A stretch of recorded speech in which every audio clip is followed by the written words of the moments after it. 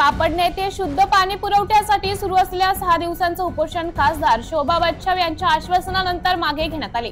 सामाजिक कार्यकर्ते भूषण ब्राह्मणे, ज्ञानेश्वर भामरे व विशाल शिंदे यांनी पाणी प्रश्नासाठी भवानी चौकात उपोषण सुरू केले होते।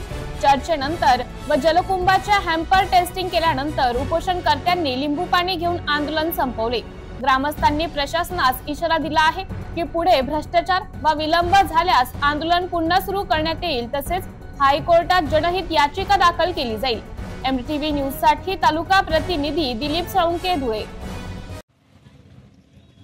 आज या आमरण उपोषणाचा 6वा दिवस होता आणि या आमरण उपोषणात सोडवण्यासाठी संबंधित यंत्रणा इथे उपस्थित राहून त्यांच्या मार्फत आम्हाला 80% समाधानकारक, 100% मी म्हणत नाही, 80% समाधानकारक उत्तर मिळाली असून आणि एकंदरीत गावाची जी जनता आमच्या मागे उपस्थित होते त्यांच्या पाठबळाने आम्ही हे उपोषण सक्सेस करू शकलो।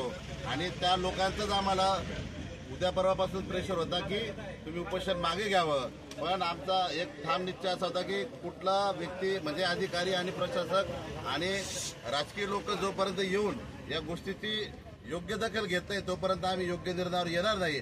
आणि त्या अनुषंगाने अरविंद जाधव सर असतील, माननीय शोभाताई बच्छाव यांचे प्रतिनिधी असतील आणि या लोकांनी येऊन आणि एमजीपी असेल, पंचायत समिती असेल, या लोकांनी येऊन आपल्याला जो आश्वासित केलेला आहे त्या आश्वासित प्रमाणे आपण हे उपोषण मागे घेत आहोत।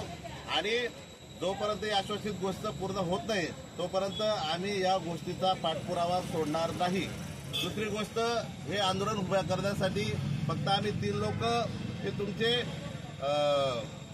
प्रतिनिधी आहोत, पण सर एक सांगावं लागेल, रात्री 2-2, 3-3 वाजेपर्यंत आमचे बंधू आमच्या पाठीला पाठी लावून इथपर्यंत बसत होते। मी त्यांचे देखील जैर आभार मानतो। 15